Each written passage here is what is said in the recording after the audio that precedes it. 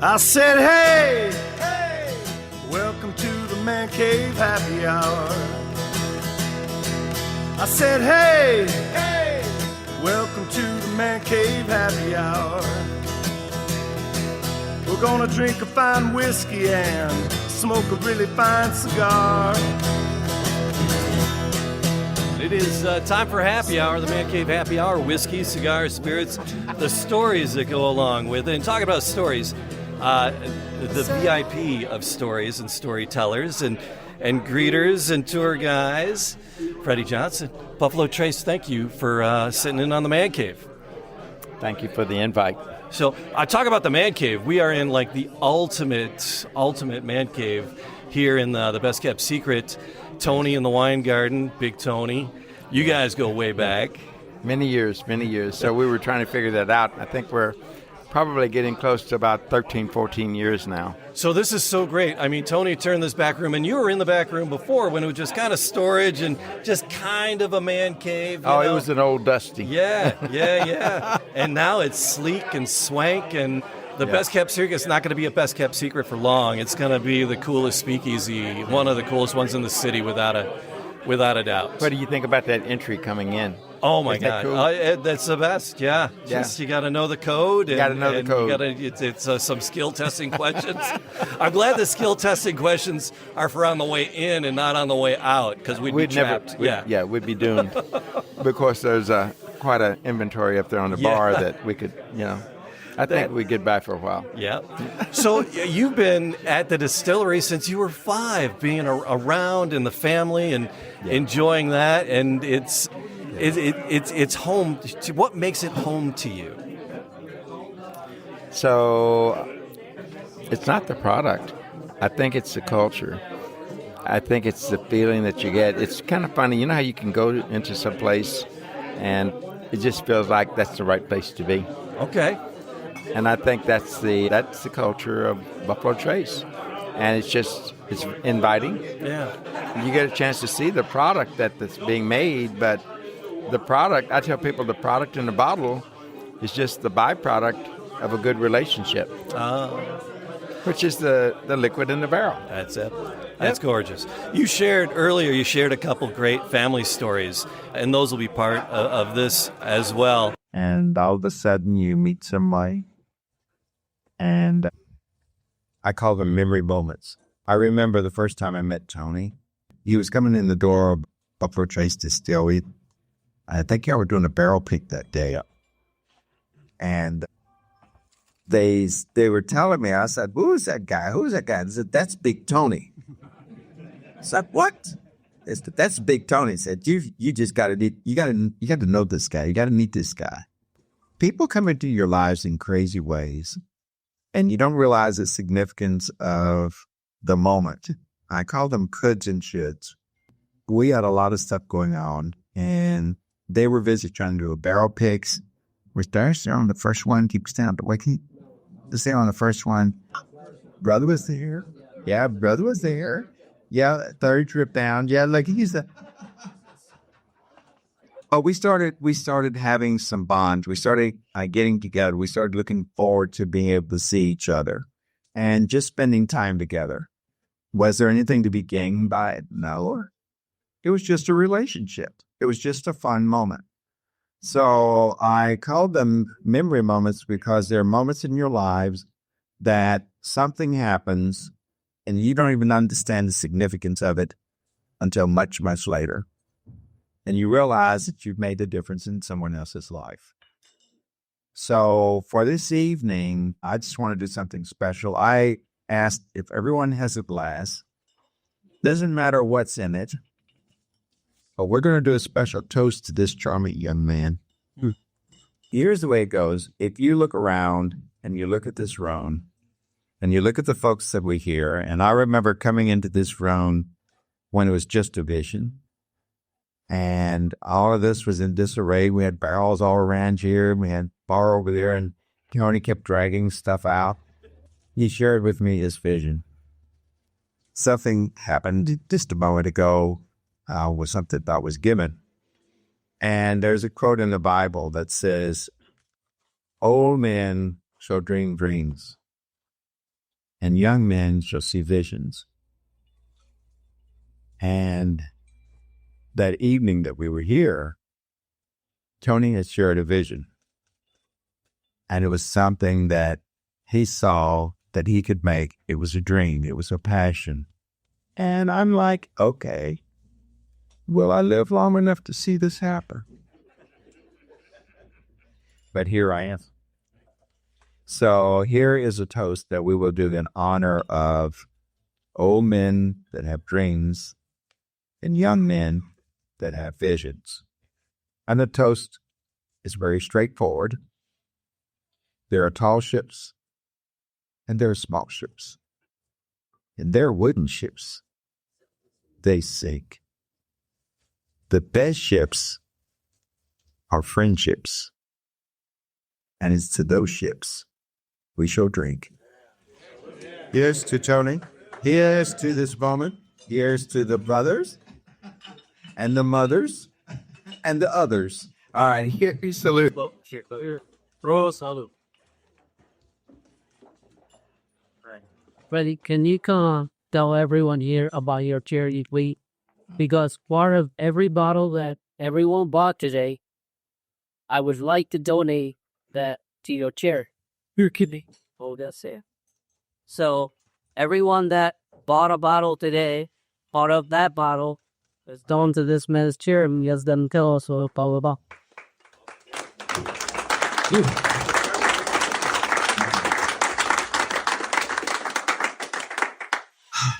All right, so what happened to Freddie was Freddie, as a little kid, ran around Buffalo Trace Distillery. My grandfather had been there for 52 years. My dad had been there, so Granddad and Colonel Blanton met on the riverbank behind that distillery. That became part of the distillery for a while. But anyway, that was the flood. But anyway, they were there together 52 years, but there's no Tom Sawyer Huckleberry fan kind of a story. Two little kids throwing rocks in the river, and they became friends. And they were together for 52 years.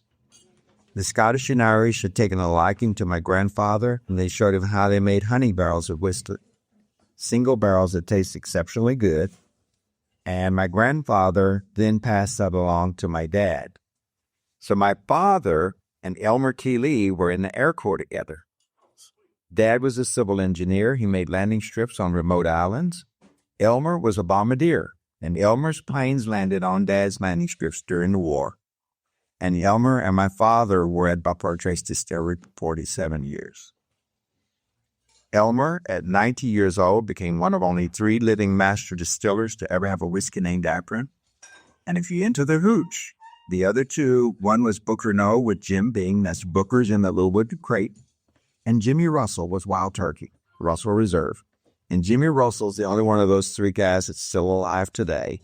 So if you ever get to Kentucky and you get a chance, swing by Wild Turkey and just tell him that you were up here in Michigan with Freddie and he mentioned how special he was.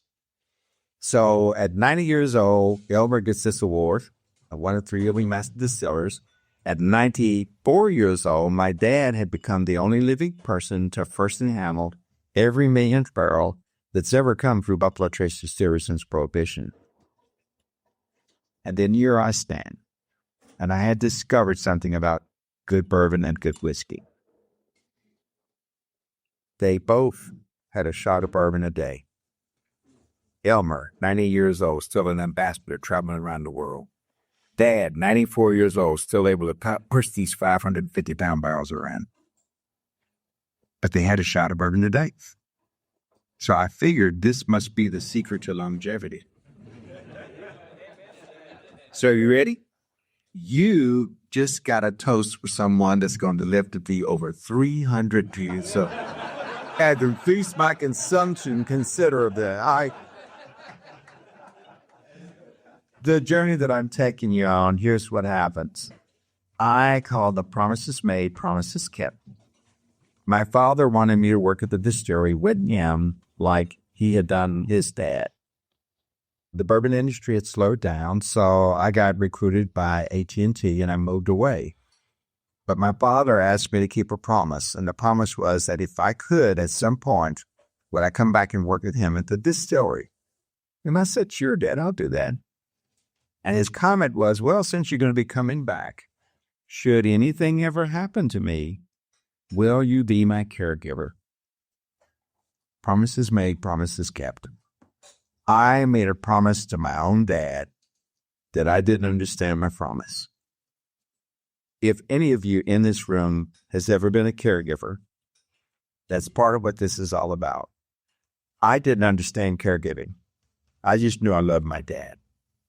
I didn't understand cancer. I didn't understand chemo. I didn't understand those treatments. I didn't understand what it does to the person that's going through it. But I knew I loved my dad. So I thought I could take care of my dad and continue with my career. That's what I thought I could do. Parents and loved ones are amazing. They care so much for you that they would not tell you what they're going through because they love you and they don't want to be a burden to you. And one evening, one of my trips got canceled, and I got a chance to spend a weekend with my dad after a chemo treatment. And that's when I saw what he was going through, and it broke my heart. And I heard him. It woke me up from the bed, and I went in there where he was.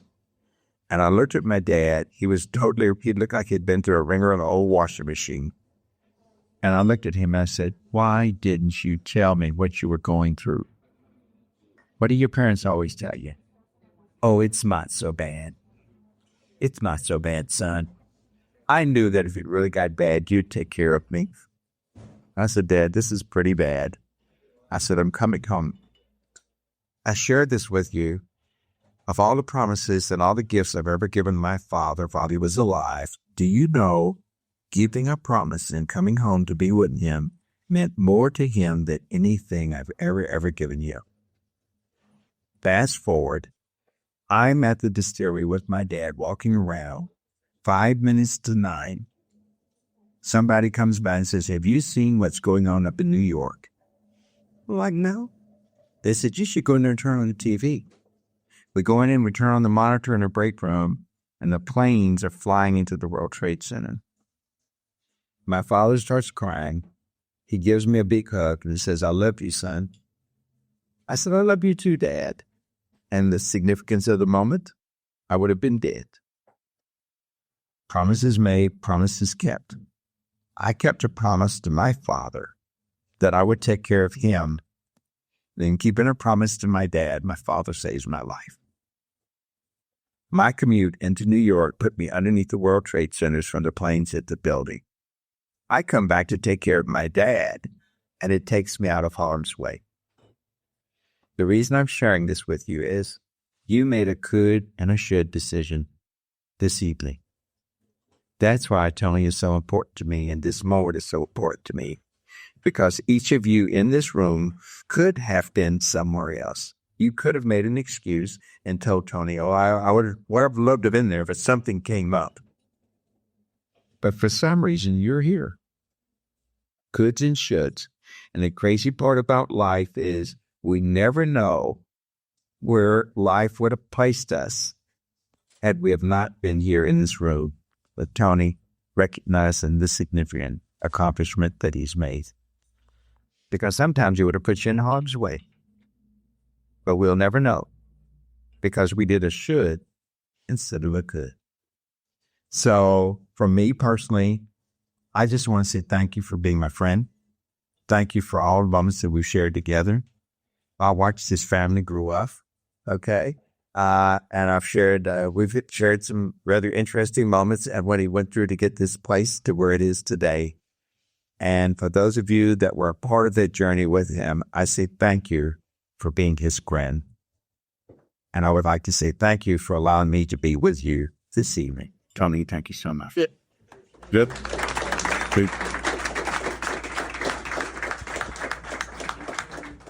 Promises made, promises kept. I liked that sentiment that you shared earlier. I like that.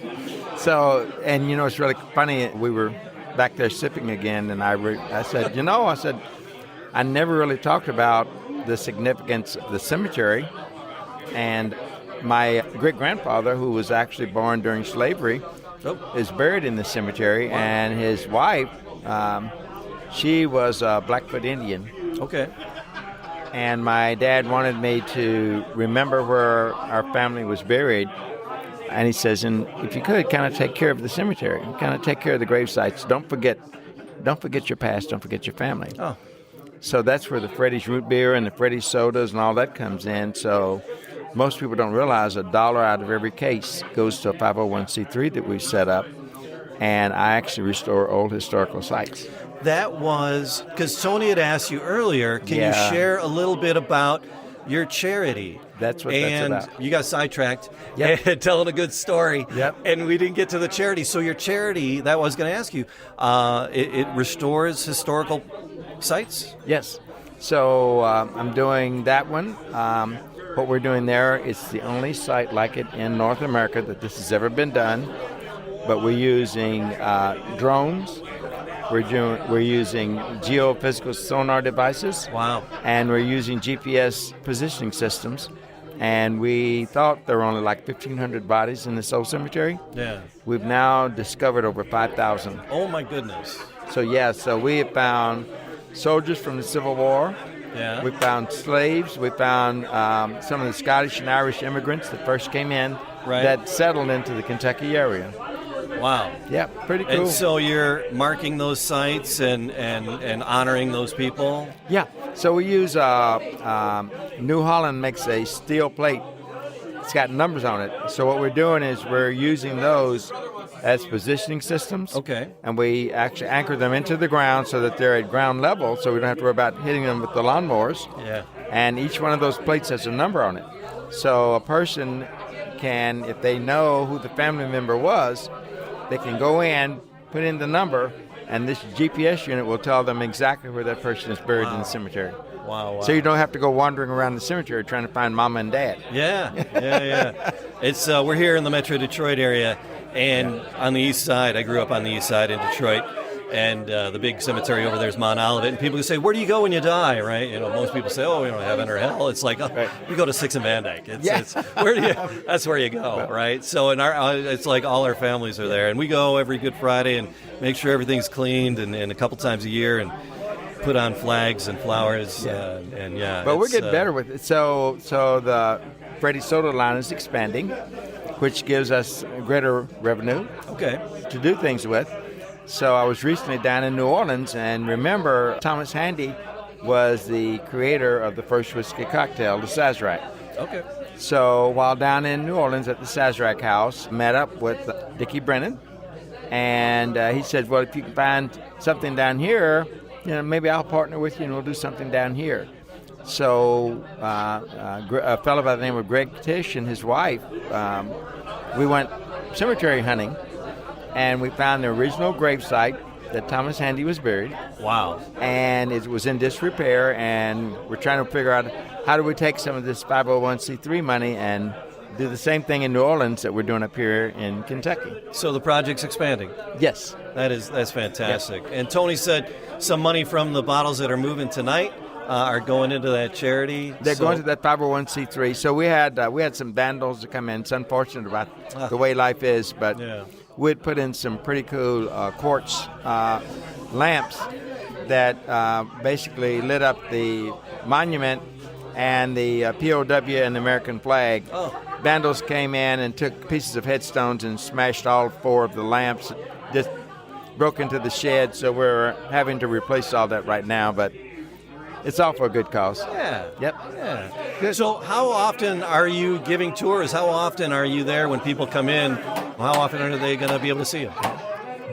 So we try to do a 50-50, so a couple of weeks out of the month I'm on the road, a couple of weeks I'm actually there giving tours and doing barrel selections with folks. Right. You are the ambassador. Right? No. You got to be everywhere, right? No, I'm just Freddie. You're just Freddie. That's it. That's Freddie. All right, so Freddie, people come in from all around the world, all around the States, all around the world. Yep. What has been your favorite reaction that someone had to be in the distillery? What's been your favorite, their fangirl moment that they had, or what was your favorite experience with people coming in? You ready for this one? Yeah. It has nothing to do with whiskey. All right. It has to do with I was coming through the gift shop after doing the barrel selection. There was a little kid there. He had been in with his dad, and we gave samples of the root beer to the kids. And this little kid liked the root beer, and his dad had bought him a bottle of the root beer. And remember the Mean Joe Green commercial where he threw the jersey over? Yeah. So this little kid's walking through, and he looks, and my image is on the bottle. And the little kid looks at the bottle, looks at me, looks at the bottle, looks at me, and he says, "Dad, it's him, Dad." And I heard the little kid, and I said, "Did you like that root beer?" And he said, "Yeah." And I said, "What's your name?" He said, "Hal." And I said, "Well, here, Hal, give me your bottle." So I took his bottle and I signed it and I gave it back to him. The little kid was over the moon. Yeah. And the father said, "Now you know he'll never drink that bottle of root beer." I said, "You just missed the point." And he said, "What do you mean?" I said, "Do you realize for the rest of your son's life, he will always remember being here at Buffalo Trace Distillery with you when I signed this bottle?" I said, "You have made a lifetime memory moment with your son that he will never, ever forget what you did." I love that. It's cool. I love that. I don't think I'll ever forget meeting you, Freddie. Thank you for sitting down with me. Is there someplace people can go to get more information about your, is it through the Buffalo Trace website they can get to the charity? Yeah, you can do it that way, or you can do Freddie's Historical Restoration Project. All right. And it'll bring it right up, and it'll tell you about the 501c and how you can donate. All right, Freddie, thank you so much. Oh, my gosh. Thank you, sir. Cheers, cheers, cheers, cheers. Salute.